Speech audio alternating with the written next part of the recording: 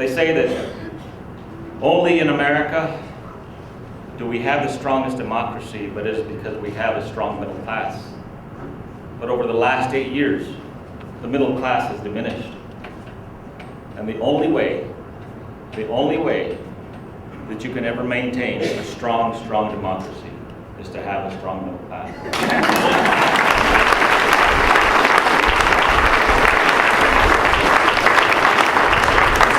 What we want to do now is get into small groups and have each of you talk a little bit about your own experiences in Pueblo with the economy, and then brainstorm together some solutions and some reactions to Senator Obama's plan. So we're going to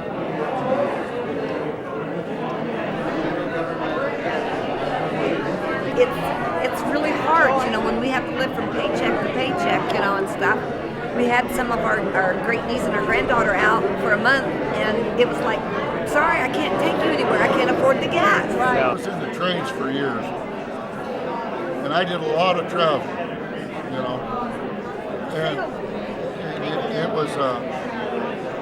it was tough then, but now it would be impossible, you know. How do the laborers afford to get to the job site? You have to carpool with 4 or 5 people, or you can't do it. I've come from a long line of truck drivers. How are they doing it now? We need change. We need to get away from all of this craziness of tax cuts for the wealthy, of subsidizing the oil companies who are making billions of dollars in profits, and we can't afford to gas up our vehicles. Thank God, but my husband and I are retired, but we're on a fixed income. So then, you know, we have to count our pennies for everything, and that's not bad. But the whole idea is there are people in our families that are suffering from the health care crisis, the cost of living, just from everything that's happening today. And then you look around and you see the wealthy getting wealthier. You say, this isn't right. So that's our solution.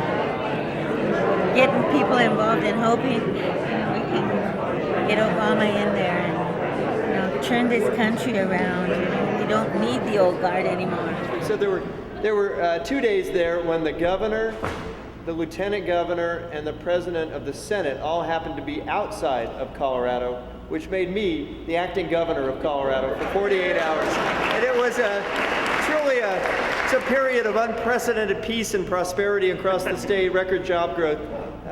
I pardoned a few friends. I want to talk, though, about how we continue to bring good jobs to Colorado. Frankly, I think the new energy economy, which Governor Ritter is leading, which Senator Obama will spread across America, is the single best chance we have, both to reinvigorate the economy, especially in the rural parts of our state, to protect our environment, and frankly, to defend our national security. I can't think of a better way to do all those things than to reduce our reliance on foreign fossil fuel.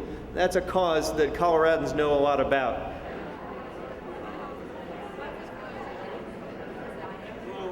When our current president came out and said, you know, he says these things that drive me nuts. When he comes out and he says the American people are addicted to oil, it's kind of like saying the American people are addicted to tobacco, without acknowledging the fact that plenty of people got rich by pushing tobacco products on our children. It's the same thing with oil. You know, you're addicted to oil. Well, you know what? We wouldn't be addicted to oil if it hadn't been pushed on us. The ratio of recycled cans has declined from about 70% 15 years ago down to about 50% today. And the aluminum industry is starting this big public education campaign again, just like they did 25 years ago, to try to get these people, you know, who haven't picked it up, you know, re-educated. You know what I just read? That the amount of aluminum cans that are thrown out by airlines every year could build 58 Boeing jets with that aluminum.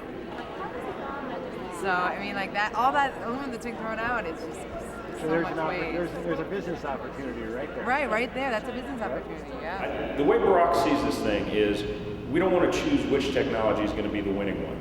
We want to set a goal, which is we're going to reduce our auto emissions. We're going to create. Colorado has a 10% plan. They're moving to a 20% in terms of renewable energy. We want to set a 25% energy goal by 2025. and let the market figure it out.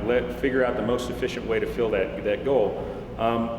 And the way to do that is to invest in the early research and invest in marketization. But the truth is, in spite of all the progress that we've made at a state level, in spite of the fact that we've now leapfrogged many other states in the country and putting Colorado on the global new energy map, a state can't solve this problem on its own. No state can. What we need in Colorado and across America is a national leader, somebody committed to the new energy economy, somebody committed to reducing our reliance on fossil fuel and developing alternatives. What we need in this country is a president who gets it. And that's exactly what we're going to get when we make Barack Obama president of the United States in November of 2008.